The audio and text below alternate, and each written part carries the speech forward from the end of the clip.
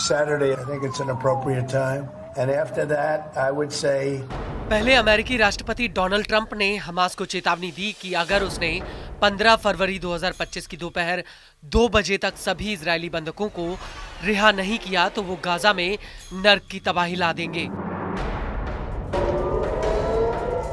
और ट्रंप के इस बयान के बाद पीएम नेतन्याहू ने भी हमास को चेतावनी दे दी है कि अगर उसने सभी बंधकों को तय समय पर नहीं छोड़ा तो इजरायली सेना गाजा पर फिर से हमला कर देगी।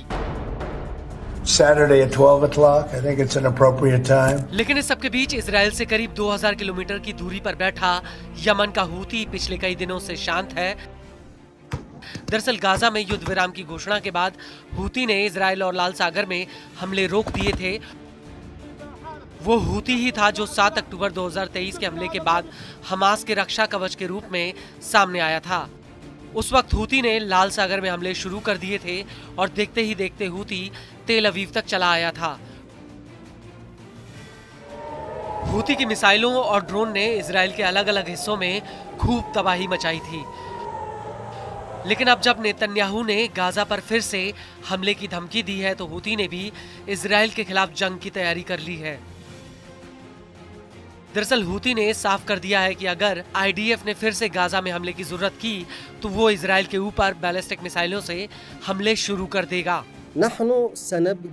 हूती के मुखिया सैयद अब्दुल मलिक अल हूती ने 2 टूक कह दिया कि इजरायल फिर से गाजा में जंग छेड़ने के बारे में सोचे भी ना।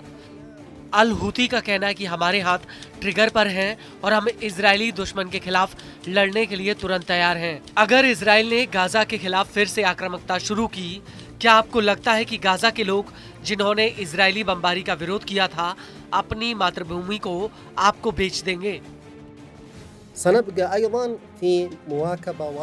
अल हूती का कहना है कि अगर गाजा में फिर से युद्ध शुरू हुआ तो हम किसी भी वक्त सैन्य हस्तक्षेप के लिए तैयार हैं।